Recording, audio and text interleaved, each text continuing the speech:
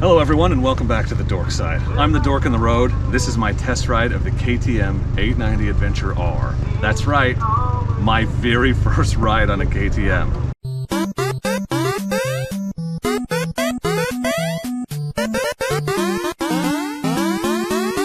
I'm the Dork on the road and I want to be your internet riding buddy, so please consider subscribing. I'm here at Power Motorsports in Sublimity, Oregon, where they've been kind enough to give me the opportunity to test ride this amazing adventure bike from KTM. So this is my first KTM, never ridden one before, and I'm really excited to get a chance to experience this 890 adventure both on and off road. Big shout out to Power. Check out their website. They deliver motorcycles all over the country, so come down if you're in the local area. Check out their website if you're not. I'm pretty excited to get out and ride this thing, so let's hop on and take it for a spin. I have an adventure bike. My experience with adventure bikes is with the Africa Twin. I used to have a Versus as well, but this is my first KTM. This bike, one thing that stands out to me right away is that it's so light. It is only about 40 pounds heavier than my DRZ and 100 pounds lighter than my Honda Africa Twin, so that's pretty crazy. The display, very beautiful, easy to see, gorgeous. This thing is loaded with technology more than any bike I've ever ridden. It's a little bit like, you know, flying Elon Musk's space shuttle compared to my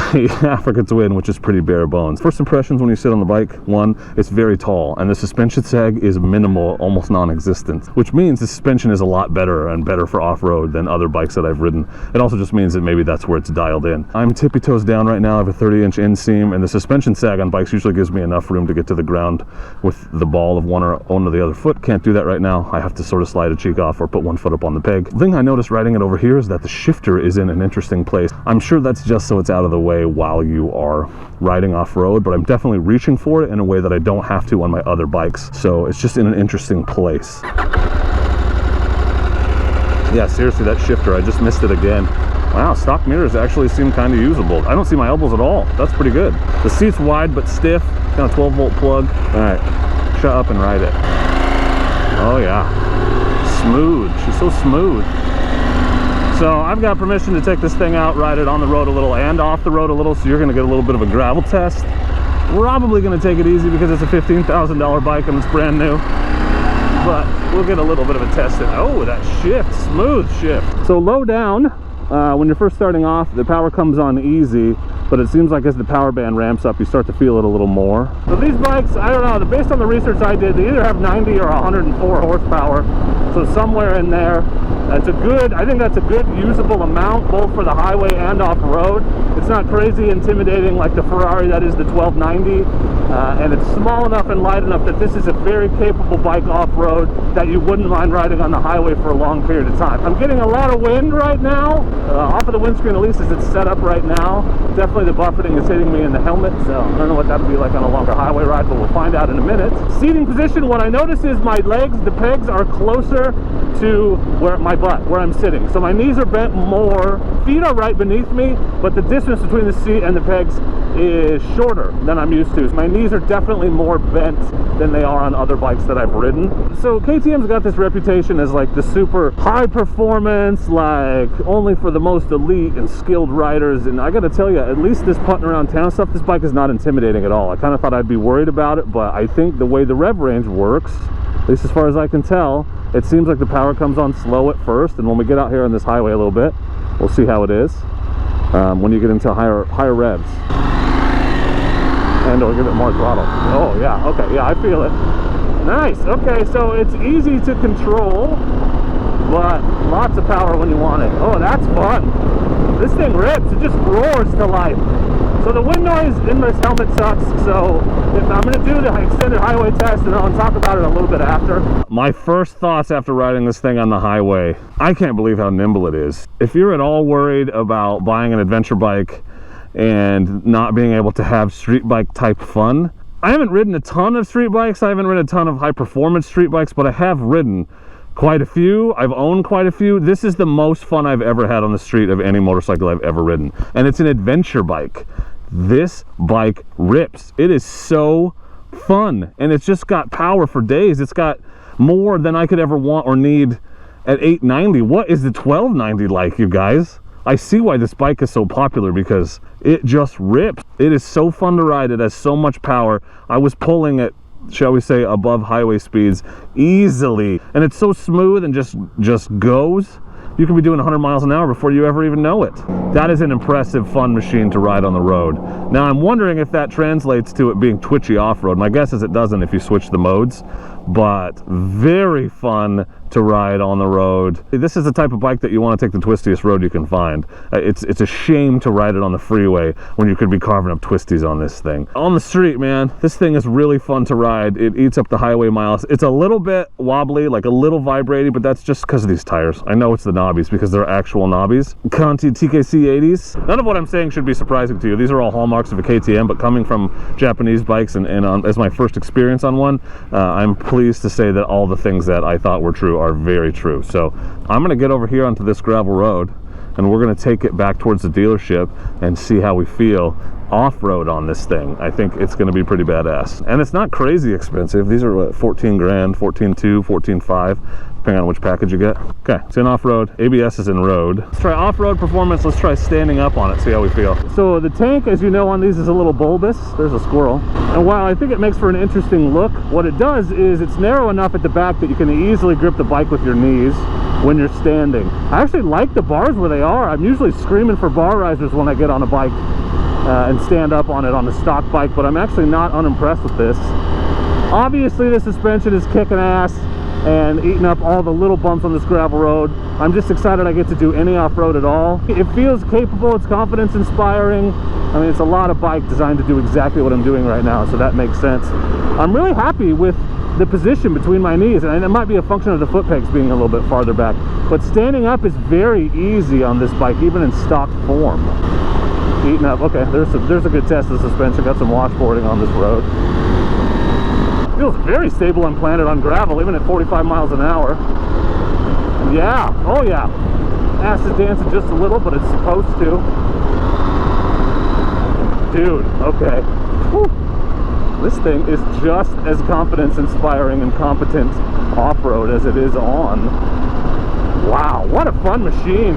So on gravel, off-road test, impressive. I put it in off-road mode, which gives me some freedom to spin the back tire. Yeah, it only kicks in a little bit here and there. Why not?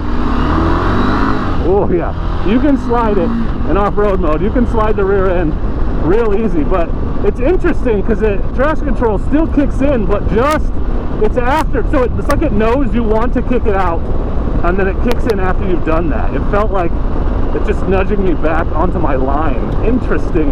Now, I know it's got super sophisticated electronics for all of that. It's got cornerings, ABS, lean sensitive ABS. It's got all the super fancy traction control, wheelie control, all that, all stuff that I don't have a lot of experience with. And those things always concern me because it just feels like more failure points, and or I don't want the machine riding the bike for me. I want, you know, to have direct control, but I don't feel like it's intervening a ton. I mean, obviously those systems are very refined, and you know, KTM, their engineers ride bikes and they know what riders want, and so it feels like those systems do a good job of helping you when you want them, but not being overwhelmingly nanny or fun police, not keeping you from doing what you want to do. The bike kind of knows what you're trying to do.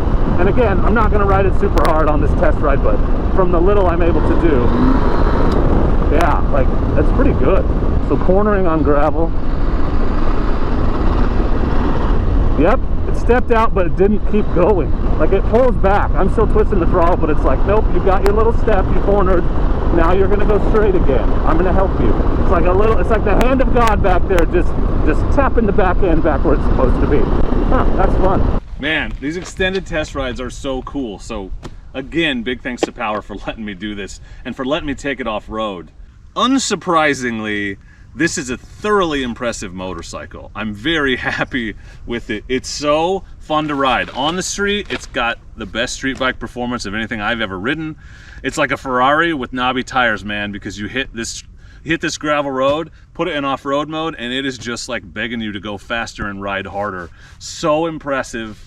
Speed, control, easy to ride. It's got all the power you want, and the thing I've always wondered and always worried about with these bikes is it intimidating? Is it a lot of power coming on very quickly that's going to make it hard for a rider with less experience, or a rider who, you know, panics easily, somebody that is intimidated? Is it going to be hard for someone that's easily intimidated to handle? Is it going to get away from them? And no, especially with all the ride modes and all the other helpful features this bike has, I did not expect to feel confident tearing ass up this gravel road at 50 miles an hour on a brand new $15,000 bike that I just signed a paper that said I would buy if I broke or wrecked in any way. And it's that confidence inspiring that I was comfortable doing that. Thoroughly impressive machine.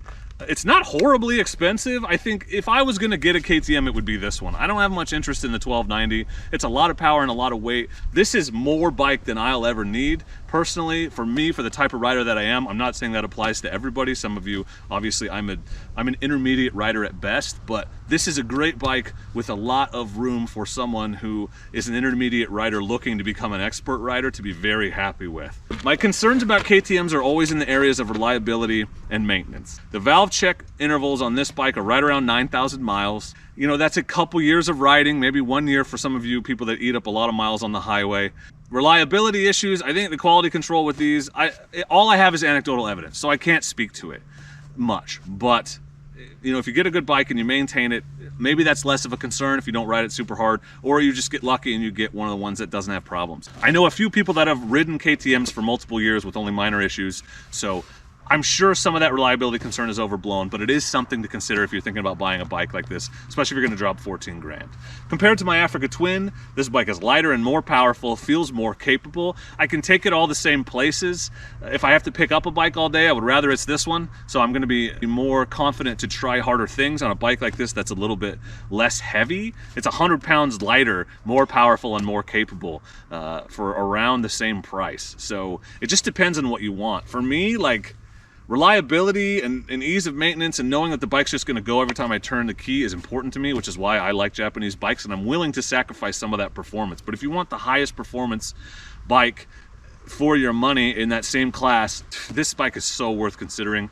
I have a friend that has one, Derek, shout out to Derek, and he said that this bike is so light and fun to ride, you don't even need a smaller bike. Now, he's an expert rider, so I'm gonna stick with my 2-bike system.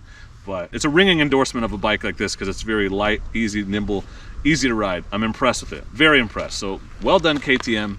Very impressive machine. Go talk to my boy Matt if you're looking for one yourself at Power, good guy. If you have any questions about the 890, I can answer with my limited time on it. I'd be happy to try. Please feel free to leave those in the comments. And while you're at it, if you're interested in some more test ride videos, check out my test ride video of the KLX 230. I will link that for you. But for now, and as always, I just want to say thank you very much for watching, and please do not forget to be excellent to each other.